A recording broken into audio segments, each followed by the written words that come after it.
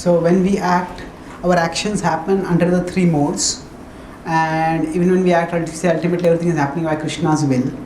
So sometimes when we act, that is also a reaction to our past actions.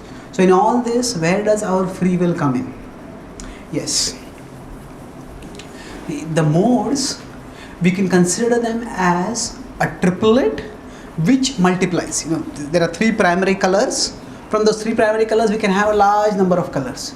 Like that, there are three primary modes from which there are wide varieties of combinations of modes that can come up. So now the modes present us choices, but those choices are not compulsions. When we say we act under the modes, and that does not mean that we have to act under a particular mode all the time. Krishna, in the 14th chapter of the Bhagavad-gita, when he tells about the three modes, it's like we could consider three modes as, I have come till this point and now I have three courses of action. Now I have to go on one of those three courses. If we are practicing bhakti, we can say there is the fourth course of transcendence. But I have to go on one of those.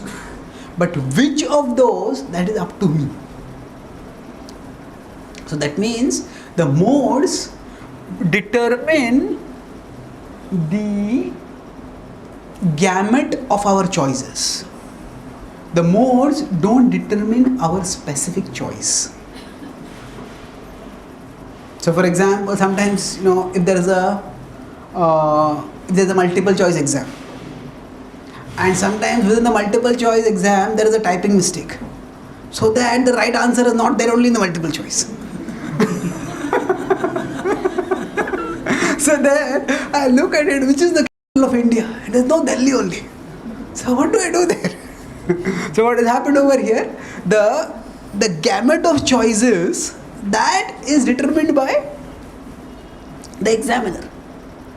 But then which choice the student makes, that is not determined by that five. Among the five there is choice. So the student may just say, if all five are wrong, the student may just add a choice, none of the above.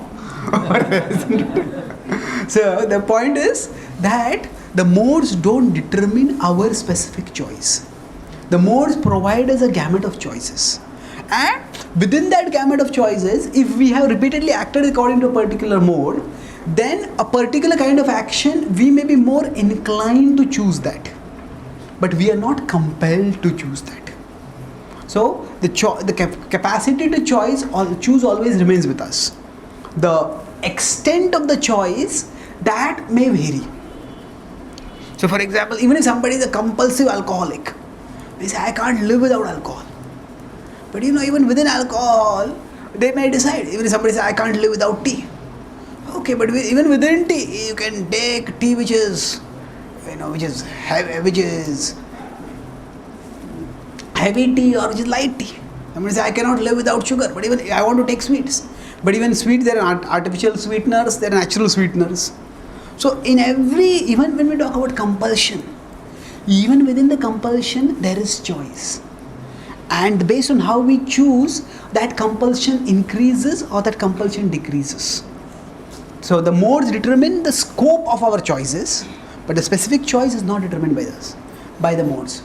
Now as far as the reactions to our past are concerned, yes, the reactions can come internally as the modes. That means the kind of modes that we have and the kind of behavioral pushings that we get, they are also reactions to our past karma. But along with that, the reactions to our past karma may also come as particular circumstances. So for example, if I fall sick, then the ambit of my choice may be limited.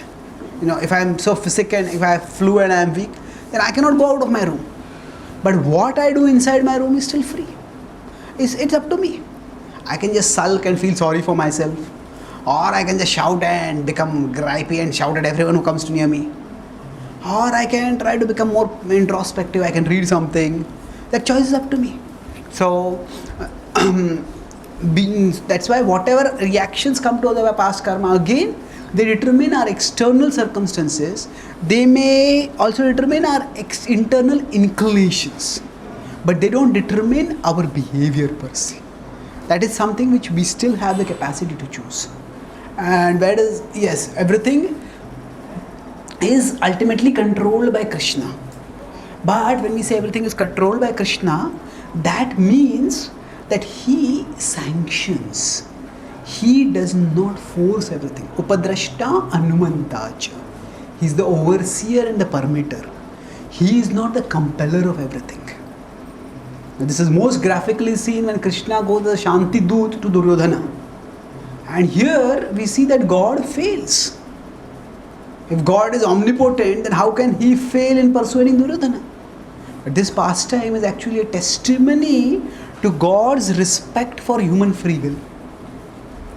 So Krishna, rather than forcing Duryodhana to act in particular way, Krishna appeals to the intelligence of Duryodhana. But Duryodhana doesn't act according to the intelligence. So then Krishna sanctions that. So sanctioning means not necessarily wanting a particular course of action, but allowing a particular course of action. So because we have been given free will, sometimes we may choose to act in ways which are undesirable. And sometimes Krishna may allow that. So our free will is always there with us. But based on the ways in which we have used our free will in the past, the extent of the free will may vary. So if there is a horse who is tied to a pole. Now some horses who are known to be very violent, they may be tied with very tight ropes, and the ropes themselves may be very short. Some horses which are known to be friendly, they may be tied with a long rope, they are allowed to move around. So now all the ropes that are there, they control the horse. But within the circle, within the radius of that circle, the horses can do various things. Some horses can just strain and strain and strain and strain, and they may just injure their legs or injure their necks by that straining. Others, if there is some grass in that area, some food in that area, the others may eat that food over there. So,